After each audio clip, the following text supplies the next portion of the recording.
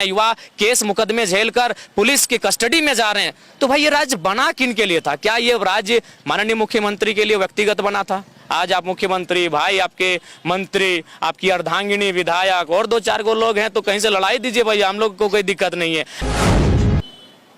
दो शब्द आप लोगों से जानेंगे। मैं देख रहा था कि जयराम महतो अभी जो बात रख रहे थे, आपके आंखों में आंसू आ गए थे। तो वो जो विधानसभा में जब सैलरी बढ़ाने की बात होती है माननीयों को, और जब पब्लिक का मुद्दा होता है, क्योंकि सहायक पुलिस कर्मियों का भी मुद्दा विधानसभा में उठा था, तो उस समय इधर का उधर, उधर का उधर, मतलब कोई सुनने को तैयार नहीं होता है।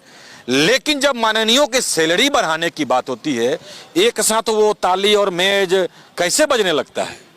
देखिए, सबसे पहली बात 10,000 रुपया मंथली है आज के डेट में।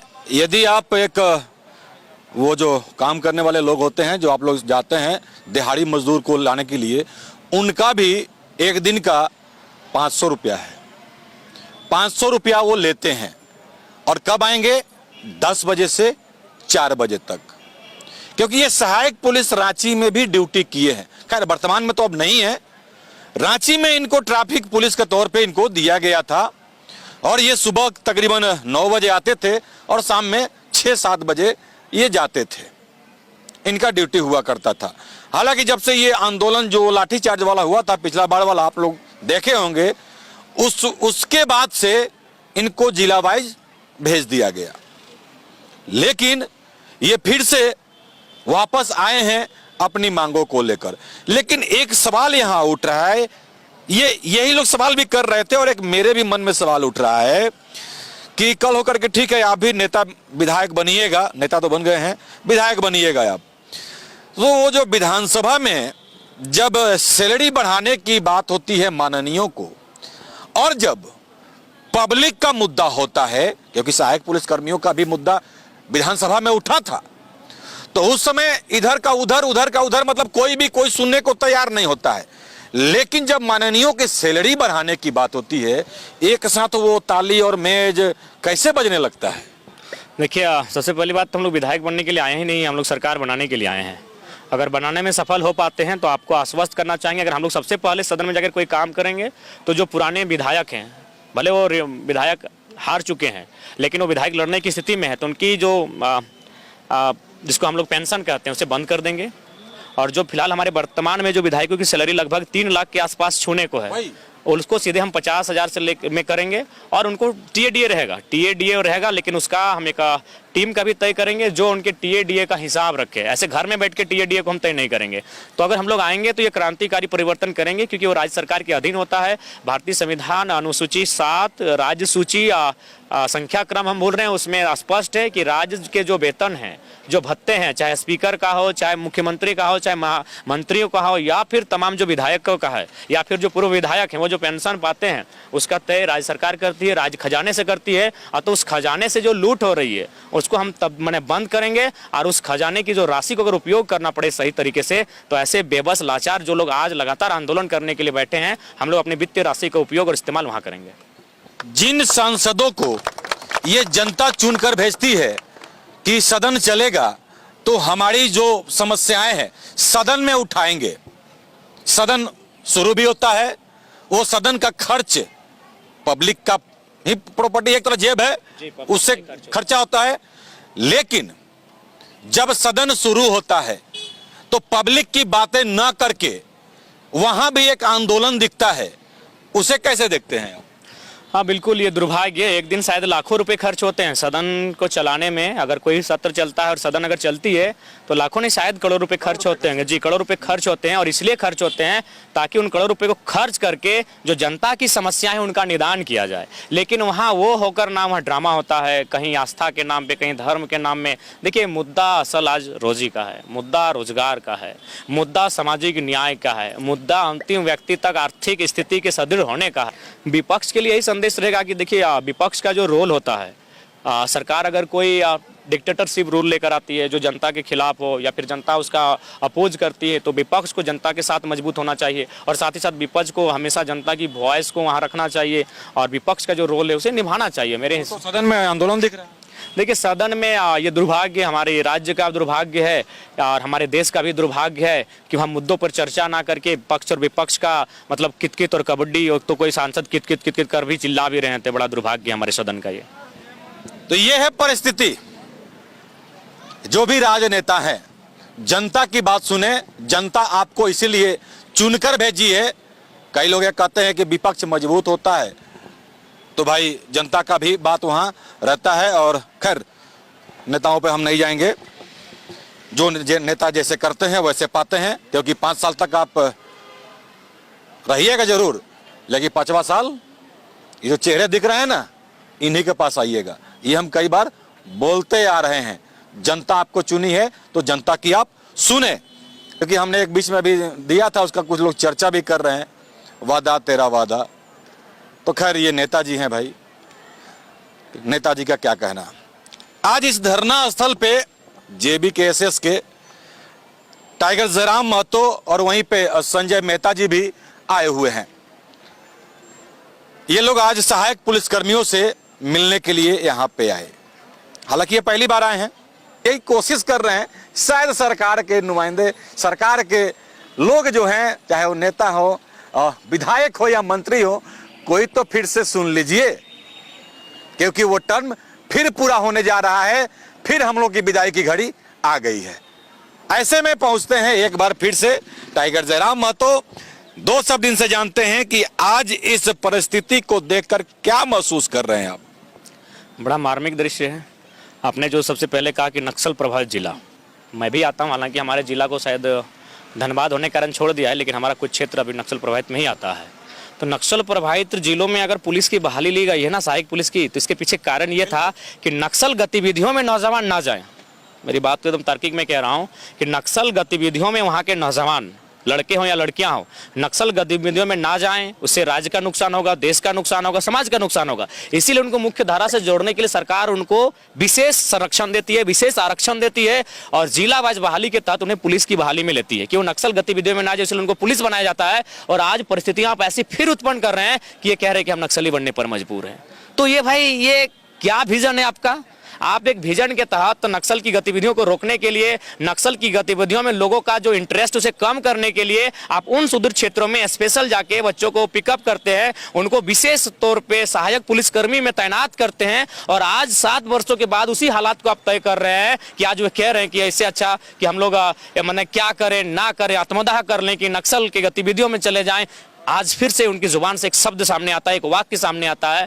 तो ऐसे में ये बड़ा दुर्भाग्य लगता है और कहीं ना कहीं चिंता का विषय है कि आज इस राज्य में आज भी अगर युवा इसी तरह ठगे जाएंगे, आज भी अगर युवा इस तरह छले जाएंगे, तो इस राज्य के होने या ना होने का, इस राज्य के अलग होने या ना होने का मुझे नहीं लगता है कोई विशेष अर्थ रह गया। ये राज्य केवल 81 विधायक बनाने के लिए अलग नहीं हुआ था, ये राज्य केवल 11 और 12 मंत्री बनाने के लिए अलग नहीं हुआ था, ये राज्य 14 और 6 20 सांसद बनाने के लिए अलग नहीं हुआ था, ये राज्य यहाँ के युवाओं को रोजगार से जोड़ने के लिए अलग हुआ था, ये राज्य यहाँ के लोगों को बेहतर शिक्षा और स्वास्थ्य की फैसिलिटी देने के लिए अलग हुआ था। और विशेषकर युवाओं, आज युवा है कहाँ? युवा धरने पर बैठे हैं, युवा लाठियां खा रहे हैं, युवा संघर्ष है, युवा केस मुकदमे झेलकर पुलिस की कस्टडी में जा रहे हैं। तो भाई ये राज्य बना किन के लिए था? क्या ये राज्य माननीय मुख्यमंत्री के लिए व्यक्तिगत बना था? आज आप मुख्यमंत्री, भाई आपके मंत्री, आपकी अर्धांगिनी विधायक और 2-4 गो लोग हैं तो कहीं से लड़ाई दीजिए भैया, हम लोग को कोई दिक्कत नहीं है। अगर 81 में अगर आपके परिवार के लोग आप मैनेज करते कीजिए। ऐसे भी इनकी इच्छा विधायक बनने की है, सांसद बनने की नहीं है।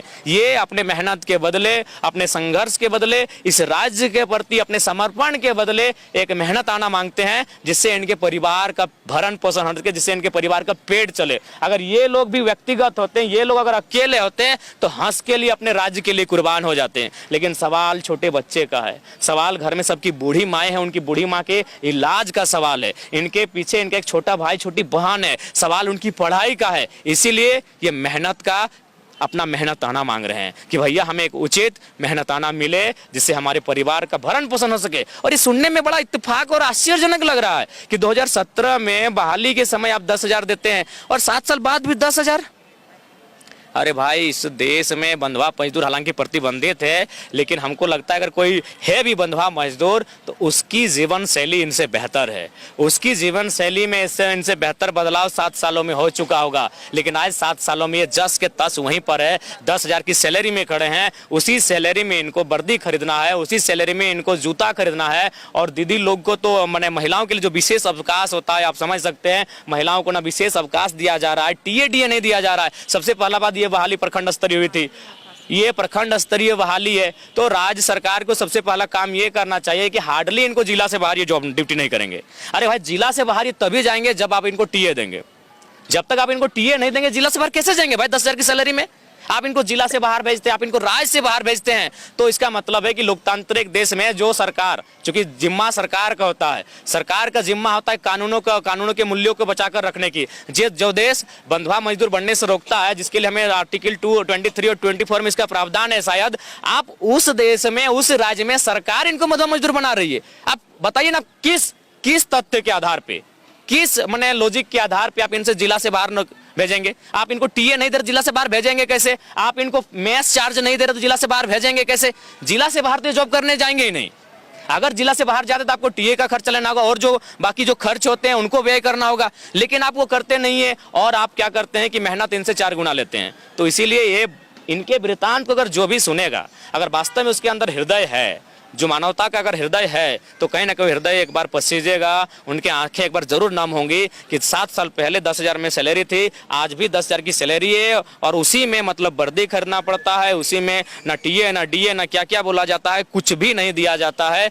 ये बड़ा मतलब दुर्भाग्य का विषय है, ये बिल्कुल दुर्भाग्य का विषय है। और इसीलिए हम ये दरख्वास्त करना चाहेंगे आपके चैनल के माध्यम से सरकार से कि सरकार के लोग आएँ, इनसे बैठें। अगर इनको गर्मी बर्दाश्त नहीं हो रही रांची की, तो वो सुबह आए, मॉर्निंग वॉक करते करते टहलते टहलते आए, या तो शाम को आए और इनसे मिलें। इनकी आंखों में अगर एक बार झांक के देख लें, बस हम कुछ नहीं चाहते, बात नहीं करना है, क्योंकि बात भी लोग ऊपर मन से करते हैं। अगर उनमें सरकार में साहस है तो सरकार के कोई एक व्यक्ति इनकी आंखों से अगर आंख मिला लिया, अगर वो 30 सेकंड तक इनसे आंख मिला लिया, हम लोग कुछ नहीं कहेंगे। आज इन आंखों में पीड़ा स्पष्ट झलक रही है, आज इन आंखों में लाचारी बेबसी स्पष्ट झलक रही है कि ये आज शौक नहीं है किसको भाई कि मतलब एक 10,000 की नौकरी को डिफेंड करने के लिए आज लोग यहाँ पर हैं, क्योंकि सबको मालूम है मिडिल क्लास फैमिली से हैं। किसी का घर इसी बारिश में टप टप चुएगा, आप जाकर रिपोर्टिंग कर सकते हैं। हमें लगता है 50% ऐसे भाई बहन हैं जिनका घर बारिश में टप टप चुएगा। ये अपनी उस पारिवारिक स्थिति, उस हालात से लड़ रहे हैं, सरकार से तो लड़ना ही नहीं चाहते। ये तो सबसे पहले अपने परिवार की उस आर्थिक दयनीय स्थिति से लड़ रहे हैं। उस स्थिति से लड़ते लड़ते लड़ते ये हालात से लड़ें, ये मौसम से लड़ें, ये तापमान से लड़ें, और आज ये लड़ते लड़ते इतने मजबूत हो गए हैं कि सरकार से लड़ रहे हैं। इन्होंने लड़ना शुरू किया था अपने घर की अति दयनीय स्थिति से लड़ना शुरू किया था, उस स्थिति से जहां बूढ़ी माँ इलाज के अभाव में है, जहां इनका भाई पढ़ाई इसलिए नहीं कर पा रहा है कि उसमें पैसे का अभाव है। ये लड़ रहे थे अपने हालात से, ये लड़ रहे थे अपनी स्थिति से, उस स्थिति से लड़ते लड़ते आज ये सरकार से लड़ने भिड़ने को तैयार हैं। इसलिए मैं आग्रह करना चाहूँगा, ये जो उम्र है इस उम्र को नियंत्रण में रखा जाए और उसके लिए इनकी मांगों को पूरा किया जाए। जो इनकी मांगे हैं, इनके मांग पत्र को हमने भी पढ़ा है, कोई विशेष मांग नहीं है, ये मांगे लीगली हैं और पॉसिबल हैं कि राज्य सरकार अगर मनसा बना ले तो इनकी समस्याओं का समाधान होगा और इनकी मांगों को भी परिपूर्ण किया जा सकता है। 2 शब्द आप लोगों से जानेंगे। मैं देख रहा था कि जयराम महतो अभी जो बात रख रहे थे, आपके आंखों में आंसू आ गए थे, क्या कहिएगा? आज सदन में भी गए थे आप लोग विधानसभा घेराव करने? विधानसभा घेराव के लिए गए थे, लेकिन वहाँ वार्ता कराएंगे बोल के वहाँ ले गया था। 4-5 प्रतिनिधि हमारे यहाँ से गए थे, लेकिन किसी से वार्ता नहीं हुआ। बस हमें वहाँ बैठाया गया, बस जैसे खत्म हुआ वहाँ बस भेज दिया गया। मतलब जो पिछला आप लोग यहाँ पे किए थे वो सही सेम हुआ? हाँ, सेम वही हुआ। कहाँ से हैं आप? लोहरदगा। लोहरदगा। थोड़ा सा आप आ जाइए, यहाँ पे अविनाश जी हैं जो डाल्टनगंज पलामू से हैं। जयराम महतो आज आपके धरना स्थल पे आए। देखिए, बहुत जितने भी हमारे सहायक पुलिसकर्मी हैं, सभी युवा टाइगर जयराम दादा का बहुत ज़्यादा फैन भी हैं। इनका जो भी बात, जितना कुछ होता है सब युवाओं के लिए, जो भ्रष्टाचार हो रहा है उस चीज़ के लिए होता है। तो हम लोगों को, सभी लोगों का चेष्टा था कि ये सहयोग के रूप में, और ऐसा भी नहीं है कि हम लोग इनको कांटेक्ट किए, ये अपने दिल से हम लोगों के बीच आए हम लोगों का आंदोलन का समर्थन करने के लिए आए। बहुत ही अच्छा लगा। और जितने भी हमारे सहायक पुलिसकर्मी हैं सभी लोगों को अपना संदेश भी दिए। और हम लोग भी जितने भी सहायक पुलिसकर्मी हैं उनके तरफ से हम लोगों का यही मांग है हमारे दादा से कि जिस तरीक़ा से हम लोग पिछले 2 बार यहाँ आंदोलन करके और एक आश्वासन लेकर ठगे गए, तीसरा बार ऐसा हम लोग नहीं चाहते हैं। और इनके द्वारा भी बताया गया कि हमारा जितना भी टीम है आप लोगों के साथ है, पूरा सपोर्ट मिलेगा। हम सरकार से भी यही विनती कर रहे हैं कि अभी तुरंत विधानसभा का चुनाव है और जो भी पुलिसकर्मी हैं बैठकर थोड़ा अच्छा भी नहीं लगता। हम लोग ड्यूटी करने वाले लोग हैं। हाल फिलहाल में जो लोकसभा का चुनाव हुआ जहां पर एक नियमित पुलिसकर्मी जिस तरीक़ा से ड्यूटी किया, हम लोग भी वहां ड्यूटी किए, उन लोगों के साथ एकदम कदम से कदम मिलाकर ड्यूटी किए। वहाँ भी हम लोगों के साथ दोहरा नीति किया गया। सभी लोगों को वोट देने का अधिकार दिया गया, लेकिन हम जिस दिन ड्यूटी किए वोटिंग किया गया, हम लोगों को उस वोटिंग में शामिल भी नहीं किया गया। हम लोग अपना मतदान तक नहीं कर पाए। समझिए कि सहायक पुलिसकर्मी के साथ कितना ज़्यादा शोषण किया जाता है। और हम लगातार आज 7वें दिन यहाँ पे बैठे हुए हैं, इसी मांग के साथ बैठे हैं कि इस बार जब तक हमारा निदान आश्वासन से हम लोग यहाँ से उठकर नहीं जाएंगे, चाहे वो 10 दिन में हो या हम लोगों को विधानसभा का चुनाव यहीं क्यों ना ख़त्म करना पड़े, लेकिन हम लोग का निदान जब तक नहीं होगा हम लोग इस मोरहाबादी के मैदान से उठकर नहीं जाएंगे।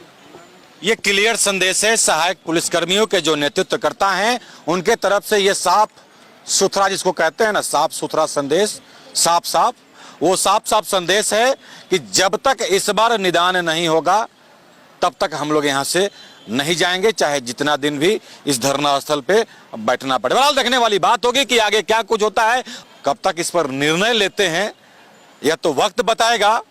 लेकिन जिस तरह से इनका एक मजबूत इरादा है कि अब तक जो नहीं हुआ वो होगा, हम कई बार आपको दिखा चुके हैं।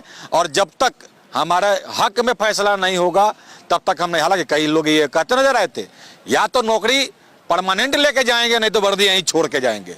पिछले खबर में देखा था आपने कि जब राजभवन घेराव करने लोग जा रहे थे तो किस तरह से साफ उग्रता के साथ दिखाई पड़ रहे थे। बहरहाल देखने वाली बात होगी सरकार इस पर आगे क्या कुछ करती है।